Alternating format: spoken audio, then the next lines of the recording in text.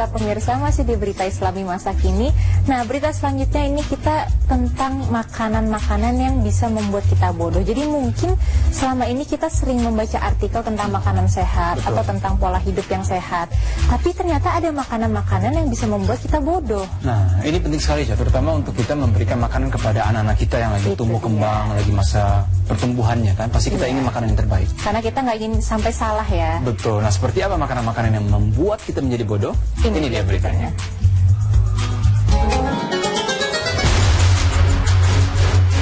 Makanan yang membuat kita menjadi bodoh. Dan makanlah makanan yang halal lagi baik atau thayyib dari apa yang telah dirizkikan kepadamu, dan bertakwalah kepada Allah dan kamu beriman kepadanya.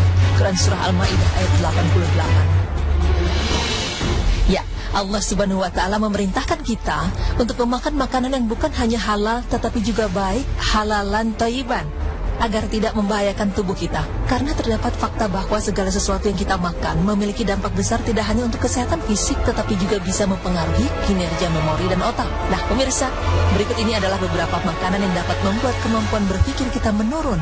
Apa saja? Berikut pemaparannya. Makanan berpengawet. Ya, kandungan bahan pengawet, pewarna, dan bahan kimia lainnya sangat berbahaya jika masuk ke dalam otak dan tubuh Anda. Zat ini diidentifikasi dengan penyebab utama merosotnya fungsi otak. Makanan berpengawet lazim terdapat di hampir semua makanan dan minuman dalam kemasan. Sehingga demi kesehatan sangat dianjurkan untuk mengkonsumsi sesuatu yang organik dan bukan produk transgenik. Mengkonsumsi makanan yang digoreng secara berlebihan juga dapat merugikan kesehatan otak Anda. Sebab makanan ini mengandung minyak dan lemak yang mampu menumpuk di pembuluh darah. Akibatnya, asupan darah ke otak pun menjadi tidak maksimal dan dapat mengakibatkan penurunan fungsi otak. Terlebih jika penjual gorengan memakai minyak hasil daur ulang atau minyak yang dipakai berulang-ulang kali. Ini sangat berbahaya bagi tubuh.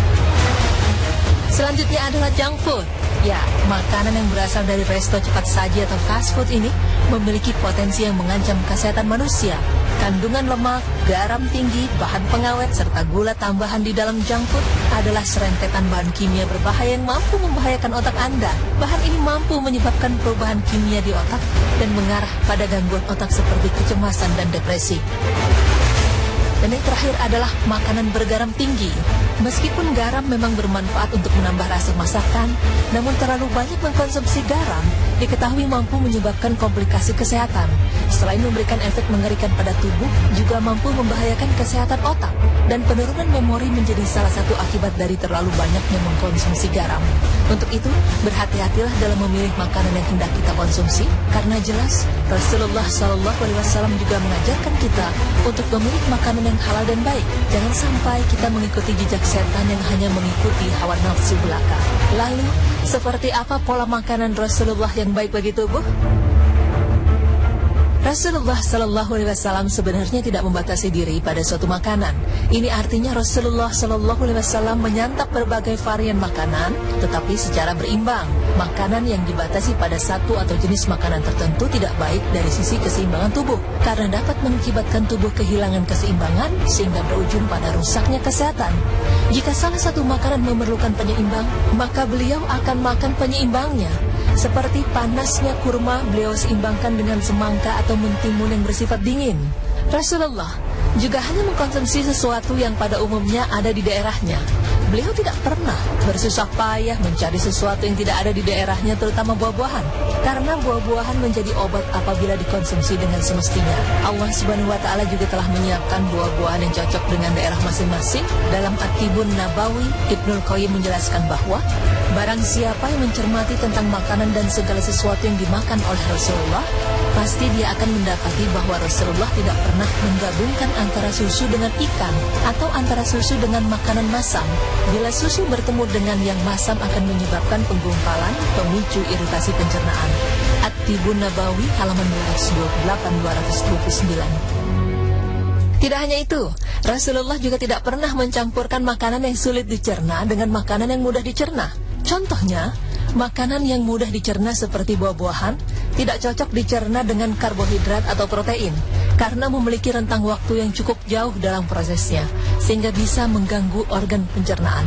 Selain memilih dan menjaga pola makannya, Rasulullah juga mengajarkan kita dalam sabda beliau yang artinya, Janganlah sekali-kali makan dan minum terlalu kenyang, karena sesungguhnya hal tersebut dapat merusak tubuh dan dapat menyebabkan malas mengerjakan sholat.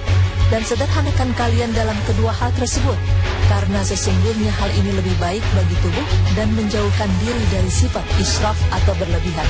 Hadis riwayat Bukhari. Nah, pemirsa beriman, apapun yang Rasulullah contohkan bagi kita, sesungguhnya adalah hal yang bermanfaat bagi diri dan tubuh kita. Semoga Allah Subhanahu wa Ta'ala selalu memberikan berkah berupa kesehatan dan kecerdasan bagi kita semua. Amin ya Rabbal Alamin.